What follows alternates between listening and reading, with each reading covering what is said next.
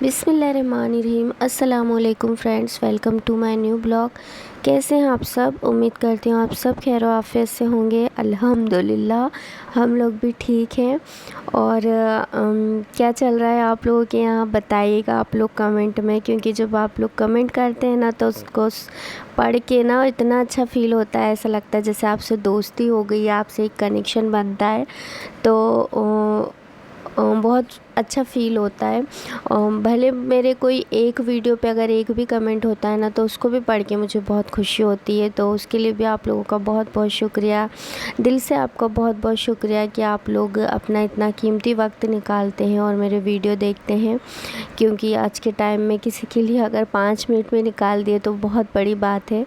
तो मुझे तो आप ना जानते हैं ना मैं आपको जानती हूँ, लेकिन फिर भी आप लोग अगर मेरे लिए थोड़ा सा भी वक्त निकाल के मेरे वीडियो देखते हैं, ऊपर से उस पर कमेंट भी करते हैं, तो ये मेरे लिए बहुत बड़ी बात है। तो आप लोगों का बहुत बहुत बहुत बहुत शुक्रिया। तो जी चलते हैं हमारे वीडियो की तरफ। तो मैं आप लोगों से आज ना कुछ आयतें शेयर करूंगी जो कि सूरा लुकमान की है, और ये बहुत अच्छी आयतें हैं जो कि हमारे ज़िंदगी में हमें अप्लाई करना चाहिए। तो आइए चलते हैं, सुनते हैं हमारी वो आयतें। तो मैं आप लोगों को तर्जुमा पढ़ के सुनाती हूँ। तो जी पहले तो यहाँ पे अल्लाह ताला फरमा रहे हैं, यहाँ पे पहले मैं आपको मेंशन कर दूँ सूरा लुकमान की 12वीं आयत है जो मैं आप लोगों से फ़िलहाल शेयर कर रही हूँ। और यहाँ पे अल्लाह ताला फरमा रहे हैं लुकमान हकीम के बारे में, जो कि ना कोई नबी थे ना कोई औलिया अम्बिया कुछ थे, एक वो नॉर्मल इंसान थे। लेकिन अल्लाह ताला ने उनको इतना ज़्यादा मतलब पाक बनाया था, इतने अच्छे इंसान थे वो। तो उनकी यहाँ पे उनकी कुछ बातें अल्लाह ताला ने यहाँ पे शेयर की हमसे। और क्योंकि जब आप बहुत ज़्यादा अल्लाह के करीब हो जाते हो तो ज़ाहिर है अल्लाह ताला तो ज़र्रा भर भी आपकी नेकी को ज़ाया नहीं करता। तो ये तो बहुत बड़ी बात है कि वो हर लिहाज से अल्लाह के बहुत करीब थे। तो यहाँ पे अल्लाह ताला ने उनकी कुछ बातें नकल की है। लेकिन फ़िलहाल में यहाँ पे अल्लाह ताला जो फरमा रहे हैं 12वीं आयत में, औज़ुबिल्लाहि मिनश्शैतानिर्रजीम बिस्मिल्लाहिर्रहमानिर्रहीम।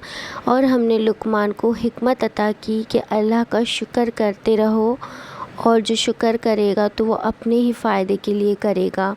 खुदा जो नाशुक्री करेगा तो खुदा बेनियाज खूबियों वाला है बेशक।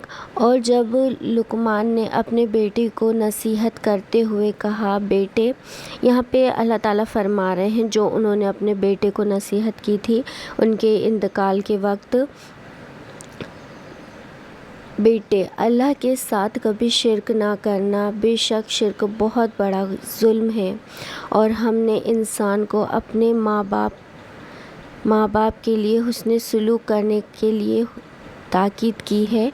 उसकी माँ ने तकलीफ़ उठाकर उसको पेट में रखा, फिर उसको दूध पिलाती रही 2 बरस तक। और हक मान मेरा और अपने माँ बाप का, आखिर तुझे मेरे ही पास आना है।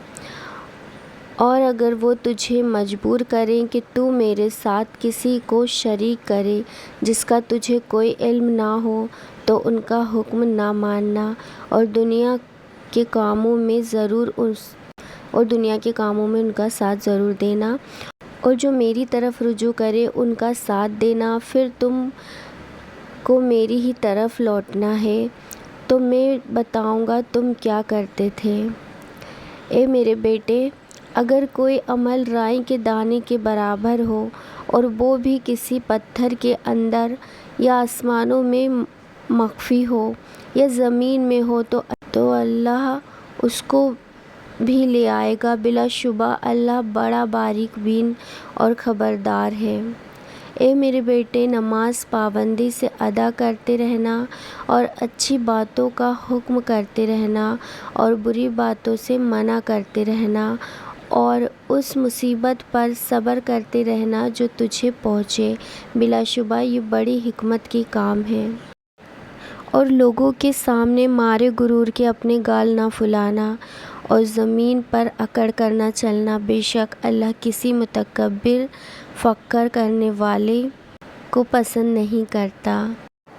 اچھا جی، میں نے یہاں پہ پرسنلی یہ محسوس کیا ہے کہ یہ جو کچھ آیتیں ہیں نا، یہ بہت آسان لفظوں میں دی ہوئی ہے۔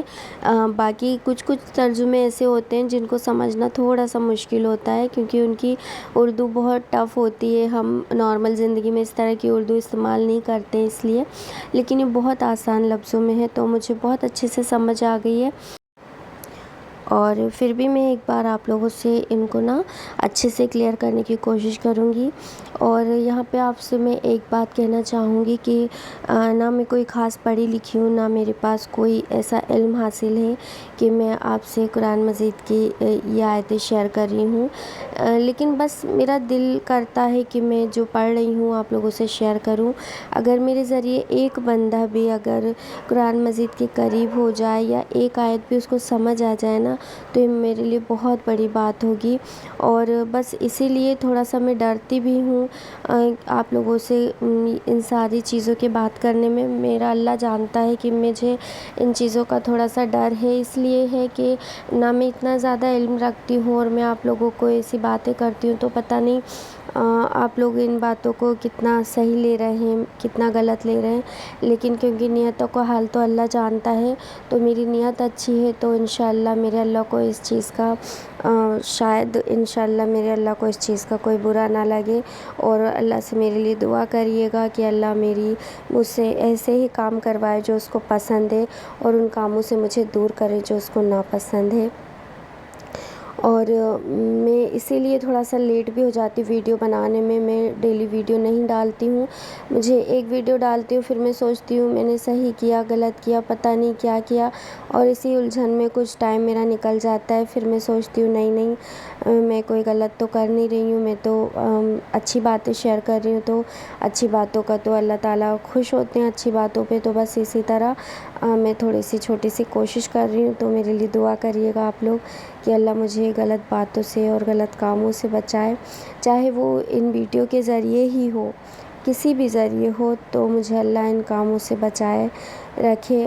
اور بے شک اللہ ہماری ہر دعا سنتا ہے، ہماری ہر بات کو سنتا ہے، ہماری دعاؤں کو قبول کرتا ہے۔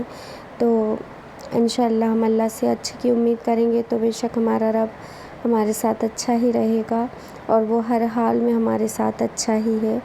تو بس باتیں کہاں شروع کی تھی اور میں کہاں نکل گئی، تو بس آپ لوگوں سے میں شیئر کر رہی ہوں۔ تو میں جو بھی چیزیں شیئر کرتی ہوں نا آپ لوگوں سے، تو اس میں جو بھی مجھ سے اگر غلطی ہو جائے تو پلیز آپ درگزر کریے گا۔ میں اتنی کوئی خاص پڑھی لکھی نہیں ہوں، نہ کوئی علم رکھتی ہوں، تو آپ ظاہر ہے آپ سمجھتے ہوں گے کہ میں اپنا نارمل ایکسپیرینس آپ سے شیئر کرتی ہوں، تو مجھے نارمل ہی رہنے دیں۔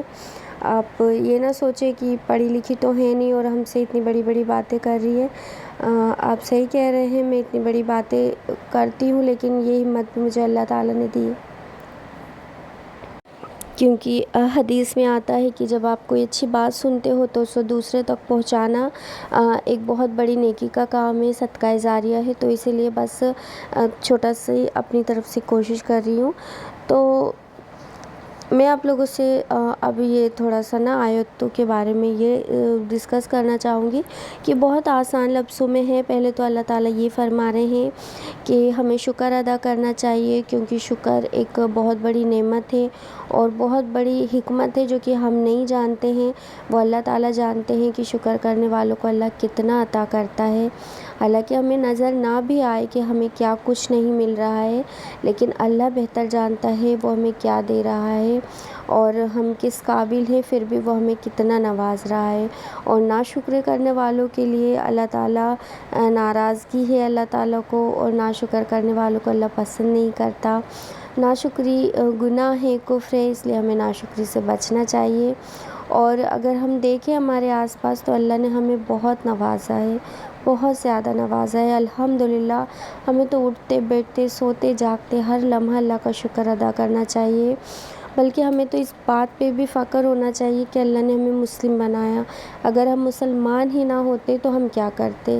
اگر ہم مسلمان کے یہاں پیدا نہ ہوتے تو ہم قرآن سے، نمازوں سے اور اللہ کے قریب کیسے ہوتے، ان چیزوں سے کتنا دور ہوتے؟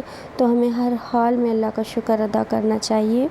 اور اس کے بعد پھر لقمان حکیم نے اپنے بیٹے سے جو نصیحت کی ہے نا، جو آخری وقت میں، وہ اللہ تعالیٰ یہاں پہ فرما رہے ہیں کیونکہ پہلے کے وقت میں یہ ہوتا تھا، آج کے وقت میں بھی ہوتا ہے کہ بندہ جب آخری ٹائم میں ہوتا ہے تو اپنے بیٹوں کو یا اپنے گھر والوں کو کچھ خاص باتیں بتاتا ہے جو اس کے بہت قریب ہوتی ہے، جو وہ چاہتا ہے کہ اس کے بیٹے بھی، گھر والے بھی اپنائیں اس کو۔ تو اسی طرح انہوں نے بھی اپنے خاص جو باتیں تھیں نا وہ اپنے بیٹے سے شیئر کی تھی کہ بیٹے شرک نہ کرنا، کیونکہ شرک بہت بڑا گناہ ہے۔ ظاہر ہے جو رب ایک ہے، وہ دینے والا ہے، وہی سب کچھ کرنے والا ہے، تو وہ کیسے برداشت کرے کہ ہم اس کے ساتھ کسی اور کو شرک کریں۔ اس لیے شرک کرنا بہت بڑا گناہ ہے، گناہ عظیم ہے۔ تو ہمیں شرک سے بہت زیادہ پرہیزگاری کرنا چاہیے۔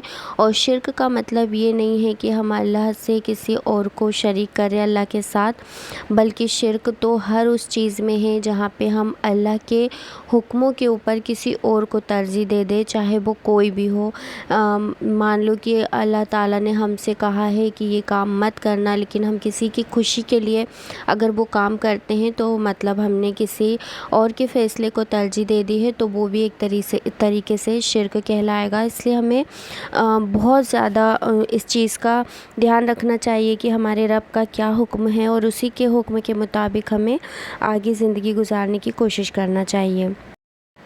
پھر اللہ تعالیٰ فرماتے ہیں کہ ہمیں اپنے ماں باپ کے ساتھ حسن سلوک رکھنا چاہیے، کیونکہ ماں آپ کو بہت تکلیف سے رکھتی ہے۔ ماں باپ دونوں کے ساتھ حسن سلوک رکھنا ہے، لیکن ماں کا درجہ اس لیے بڑا ہے کیونکہ وہ آپ کو 9 مہینے پیٹ میں رکھتی ہے، تب تکلیف اٹھاتی ہے، پھر اس کے بعد 2 برس تک دودھ پلاتی ہے، تب تکلیف اٹھاتی ہے، اور اس کے بعد بھی اس کی توجہ اور پرورش میں پوری زندگی اپنی لگا دیتی ہے بنا کسی فائدے کے۔